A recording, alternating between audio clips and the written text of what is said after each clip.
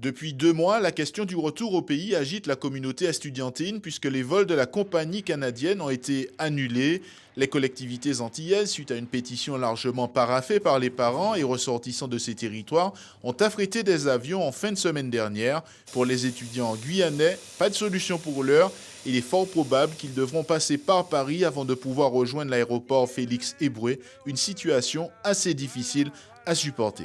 Au début de ce confinement, j'avais encore des cours à distance ainsi que des examens, donc c'est ce qui m'occupait le plus. Les étudiants guadeloupéens et martiniquais ont été sollicités par les moyens des réseaux sociaux afin de pouvoir organiser un vol de rapatriement. Le vol de rapatriement, il a lieu ce samedi. Après, ça me fait me poser la question, et nous? Et la Guyane?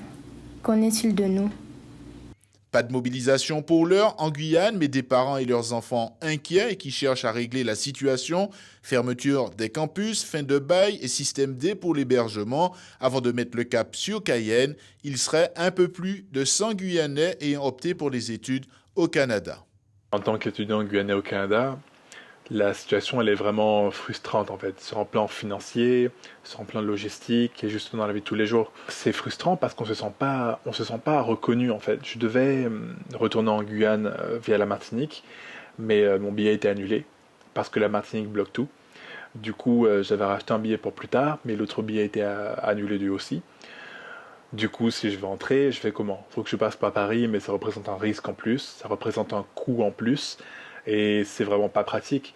Mais en fait, savoir que s'il arrivait quelque chose, qu'en fait notre propre pays ne peut absolument rien faire, c'est vraiment frustrant en fait.